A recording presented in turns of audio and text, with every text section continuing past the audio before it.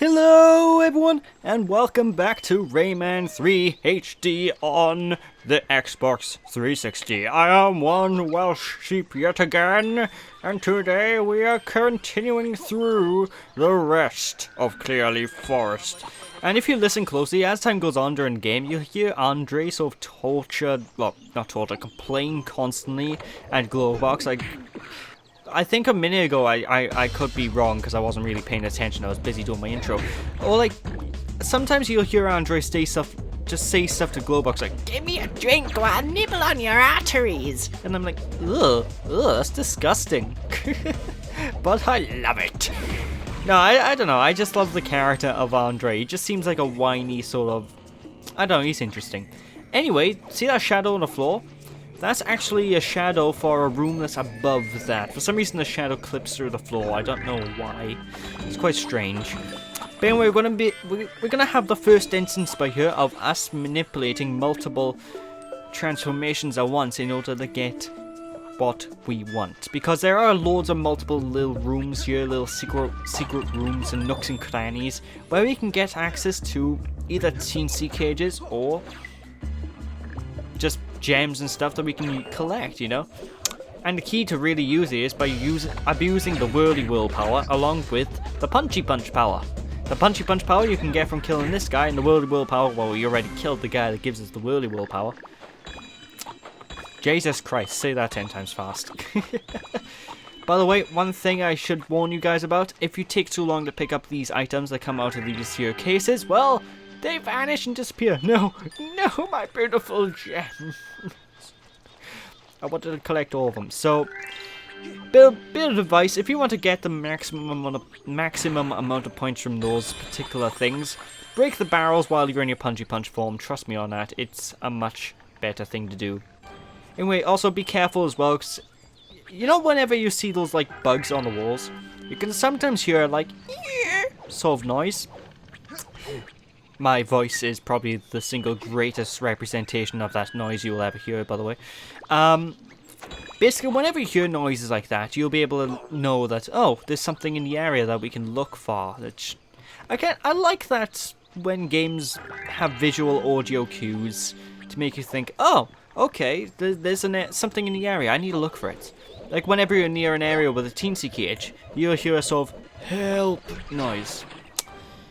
I don't know, I just love that. I always loved when games alert you. I think I mentioned it in pretty much every LP that does this sort of deal. I just think it's a really beneficial thing when a game has audio cues for certain items that may be easy to miss. But anyway, one thing about these teensy items I haven't actually mentioned, and oh my dear God, oh my Gideon, that's $3,000. Oh, it makes me real tingly inside. But one of the things I haven't mentioned about the teensy cages, if you collect enough of them, basically enough to get the entire, that little sphere thing that pops up on screen to maximize, you'll actually gain a boost to your overall health, which it basically works in a similar way to Rayman 2, because in Rayman 2 you got enough teensy cages, you get an extra health. Same sort of deal here, you know, ladies and gents. So, yeah, it works, it's neat, it's pretty cool, And the health bar sort of runs in the same sort of, you know, everything's basically just an expansion of what Rayman 2 brought in.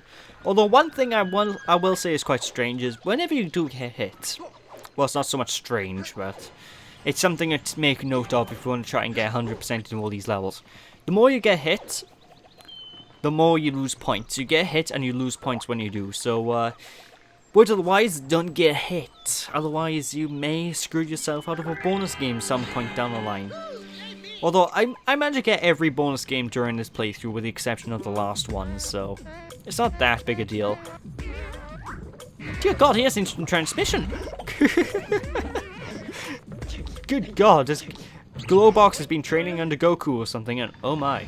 Unidentified flying objects from a galaxy far, far away, submit to my power, I repeat, submit to my power! I like Globox, he's such a fun little character. Submit to my power, fools! sometimes a lot of his jokes are pretty similar to the sense of humor I have in a lot of ways, because I always make stupid jokes like that, like, bow before my strength, mortals, for the mighty Globox UFO, here's upon you, and I always make sort of jokes like that, and my friends can tell you, sometimes I get a bit obnoxious with them, and then I do it just to spite them, like, stop, you're annoying me. Oh, you want me to stop, eh? Well, looks like you're a bit up shit alley now. Shit creek, if you will. But I digress. Anyway, you'll notice that you'll come across all these teensy cages quite often. They're not that hard to miss. I gotta go finish my yogurt. Did you say yogurt or yoga? Either way, we got a brand new power up by here. This here is the swingy swing power. And the swingy swing power can be used with two major things. Well, you remember the purple lums from Rayman 1 and Rayman 2? Basically, they've been replaced by metal swing platforms. All we need to do is use our swingy swing power to grab on to the swingy swing things. I probably have the word. I'm not very good at explaining this stuff, am I? And basically, you can use it to swing across crevices and whatnot that are in the world. And also, one of the unique abilities of this power is we have the power to grip onto enemies and electrocute you just by mashing the X button. And I just love that because you can just. It's shocking, to say the least, on what their reactions will be. Needless to say, it hurts them. That's all it really is. I do find myself getting hit a lot more than normal though when I'm using this power, because I'm always concentrating on grabbing the enemies and mashing the attack button. And I just forget, oh, I should dodge these enemies. So, I don't know, I always find myself getting hit with this power. I know it's all my own fault and it's not to do with the game, but... yeah, words of the wise, don't stand still in front of the enemy, sort of rotate around them, jump out of the way if you can. Anyway, going around this crevice, we're going to have another one of these sleeping bug creatures here. And I was wrong when I said the Whirly World power was one of the longer lasting ones in this part, because the swingy swing power is the longest lasting power up of the game, folks. This takes an eternity to go away. So if you get a swingy swing power, it's probably the best power to abuse in order to get access to a lot of points in a short period of time, you know? What the hell? I'm pretty sure that in the GameCube version wasn't clipping into the wall, but it was actually in the right place. I could be wrong, because ladies and gentlemen, the last time I played the GameCube version, it's been going on around 15 years now. It's been a long time that I've played the GameCube version. I don't actually know if it's been 15 years. I actually don't know how old Rayman 3 is, but as a game. So I could be talking on my ass, but last time I played it was when I beat it originally on the GameCube when it first came out, you know, folks, so it's been a long while, it's been a long time, so whenever I say something might be off, you know, whenever I say something might seem different or worse in the GameCube version or better in the GameCube version, I could be wrong. You know, I could be lying to myself and I could be lying to you people, so I'm just gonna note that. Anyway, to kill these guys by here, you basically go to the door and punch through the hole in the door and they will go down. You know, I'd love there to be a Punch-Out game one day where we can play as Rayman and his punchy punch power, and just that would probably work pretty well. Punch-Out starring Rayman, I'd buy that. Nintendo, get on it, make a DLC for Punch-Out Wii. Because that's been put on the Wii U now, so I suppose they could release DLC for it, maybe. Hopefully. Just nag Ubisoft. Oi, give us Rayman, we want to put him in Punch-Out. See, I'd do that. Probably gain extra sales of the game as well from all the Rayman fans. See, why am I not working in the gaming industry as a professional? I have genius ideas. None of this pre-order bull crap that pops on with, like, the recent example of Batman Arkham Knight. God, the pre-order stuff with a lot of these are insane. But I don't want to get into topics like that. I might save those for another video sometime, like a non-LP video, because I don't want to go into these LPs and date them by talking about current trends in the industry. That's not good. If people want me to talk about them, I'll talk about them another time. Oh, plum juice. I like plum juice. As long as it's fermented. But anyway, if you remember back in Rayman 2, a big gameplay aspect were plums. We had to use the plums to either bounce up to new areas or ride and surf on them. They return in this one, ladies and gentlemen, as you can probably guess by the fact that they're talking about plum juice and whatnot, and there's a plum on the wall by here. Wall, tree. Basically, punch the plum down and go near it to pick it up. It actually has its own theme song. There's a plum theme song, ladies and gentlemen. I love it. It's a neat little tune. I don't know. But whenever you see spiky poles, those aren't for putting heads on, ladies and gentlemen. Those are putting plums on. It's kind of morbid, actually, putting heads on them. This isn't the medieval times. Cool. Or are they trying to warn off the plum wizards from Kid Icarus? Any plum wizards in this area will die. Actually, wait, there weren't plum wizards in Kid Icarus, were they? I can't remember what they were. It's been a long time since I played Kid Icarus. But anyway, we got another brand new power-up, ladies and gentlemen. We're getting all the power-ups in this part. This thing here is the rocket power-up. And yes, every time I say rocket, I need to say it like that because the Sonic colors dictate so. All we need to do is basically push the attack button to aim, push the attack button again to shoot, and then we can direct the rocket with the analog stick. And basically we need to shoot all the Rayman posters and Globox posters in each of these crevices in order to open the doorway. Bit of an elaborate system, and I'm pretty sure not even Luke Skywalker or the Force would be able to make these shots, but I digress. Also, I must say the rocket power-up is the second shortest lasting power of the game, next to the flying fly power that we're going to get later on. But whenever we use the rocket, we can use it to snipe out enemies from a long range, and it is really bloody powerful. It destroys, it destroys enemies like nobody's business. Jesus Christ, look at that combo. Oh, that combo, brah. That combo. Gotta get me some that combo. Anyway, this is a neat little compound area. And we're introduced to a brand new enemy type. These guys, they throw bombs. And they're smoking. they are smoking. Not smoking cigarettes, but they're just flat out smoking. Their head seems to be on fire. I never understood that quirk. But a good way to deal with a lot of hoodlums as well, a bit of advice if you're having trouble with the combat mechanics, is you can actually use like rocks and stuff in your environment and play this sort of like a third-person shooter where you're hiding behind rocks and whatnot and popping out just to shoot the enemy, you know? I say third-person shooter. Basically, if you have a gun in any media, that's how you're probably the best way to use the gun. Pop out of the cover whenever it's safe. So, yeah. But of course, we don't want to use this whirly whirl power right away because there's a door that we need the punchy punch power to punch down. Good gods, try saying these power-ups 10 times fast, Stitch. It's quite tricky. It's quite tricky. And I know, ladies and gentlemen, I'm not using the official power names. I don't know the official power names. I don't even know if they have official names. I just like saying punchy punch and whirly whirl and twirly twirl and swingy swing and rocket. Anyway, using the swingy swing power, we need to go up here and be sure to hit the switch. Without hitting the switch, we will not be able to progress onwards because Globox will not be able to enter the compound. Now, of course, this game is primarily us taking Globox to the doctors. We need to make sure he can join us, you know, ladies and gentlemen. Otherwise, we go to the doctors. Yeah, I need to see my friend. We could book an appointment for Globox. Oh, cool. Where is this Globox dude? And then Rayman's sitting there like, oh, shit, I forgot him by the compound. He didn't go through. I'll be right back, Doc.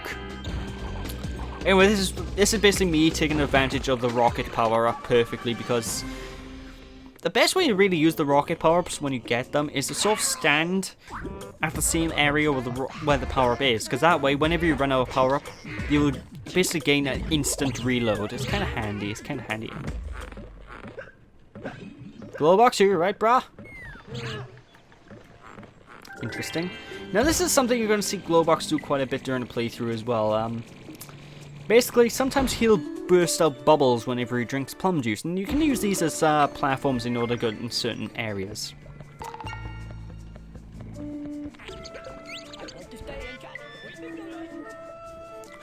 You go and enjoy that bingo night, Teensy. Alright, let's grab this green gem quickly. And I kind of love the arm cannon on Rayman look because it just reminds me of Mega Man. And loads of you probably know I love Mega Man as a franchise. Like, one of my upcoming LPs.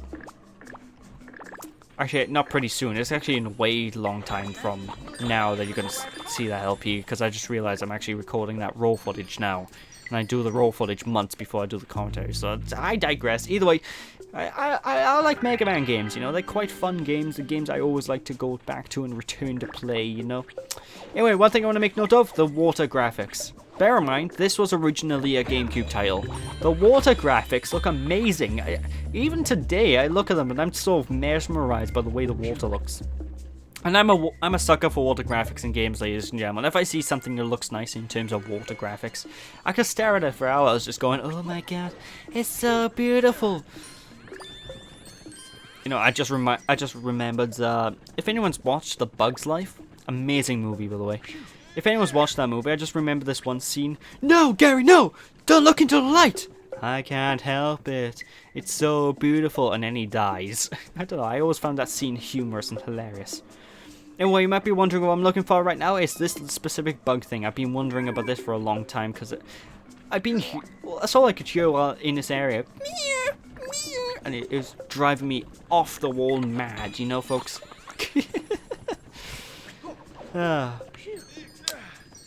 But yeah, a lot of this game where you will find me just sort of wandering around, just checking nooks and crannies, because you can never be too careful. It's very easy to miss items while you're progressing through these worlds, ladies and gentlemen, you know? Surprise, mother... Well, it's not really a surprise. He saw me before I managed to get the lowdown on him, which is kind of depressing. Anyway, but here, folks, we need to climb up this little passageway, and this can be probably... I remember being stuck here for the longest time, ladies and gentlemen, on my first playthrough. Don't ask why, it's actually not a hard sequence at all, but I've always got stuck here. I always got lost. Basically, all we need to do is climb up to the very top of this room, and it's got a bit of a, I guess, a puzzle, where we need to get a Punchy Punch power-up to appear, and get multiple Punchy Punch power-ups to appear as we make our way up to the top of the stand here, so we can make it, you know, make it through the end of the stage. I don't know, it's a bit of a mini puzzle. It's not that bad, but I used to have trouble with it when I was a wee lad. I used to always get lost, like, oh god, where do I go? Where do I go? I get so confused. It's so confusing. I don't know why either, because the level design is really linear. If you just basically go in a straight path, you'll eventually find the right way to go, you know, folks. Like, we just need to kill these mooks. Open up a couple of doorways, open up a couple of switches here and there, and Bob is your uncle. Like, we need to open up a switch a bit later on, which will open up that panel, which is right behind us on the floor. If I turn the camera, no, past me, okay, fine, don't. But basically, we just need to find a switch, hit said switch, and we will be fine and dandy to progress on. There we go, that panel right there. I'm walking on it right now. See, jump down there. So where is this fantastic switch, you might wonder, ladies and gentlemen? Well, it's right over here. I think the reason why I got lost is probably because that switch sort of blends into the background, you know, folks. It just looks like architecture. I see the switch and I'm like, oh, cool. I just ignored it for the longest time, but it exists, you know. And you know there's a switch because you lock onto it when you go to this particular platform, so... But otherwise, just don't miss the switch. It's very easy to miss. Boom, baby!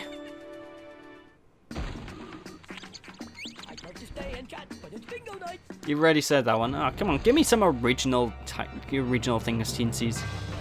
Now you'll also find for some reason, random power-ups will give you this animation randomly. Like sometimes you get the power-ups and that'll be it, but sometimes you get a version of it that just plays the animation again. I never understood why. Like sometimes the animation plays, sometimes it doesn't. It's just a weird quirk this game has.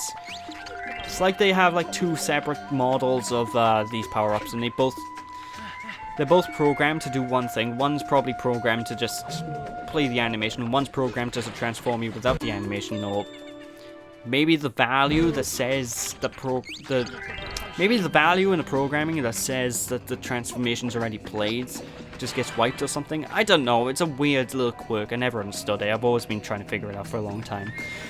But I digress. With that, ladies and gentlemen, that is it for this part. So thank you all for watching, everyone. Hope you all enjoyed. Don't be sheepish, people. And when we return next time, we're going to continue onwards to try and reach Globox to the doctors once and for all. So yeah, thanks for watching, people. Hope you all enjoyed. Don't be sheepish. I'll catch you all then. Bye!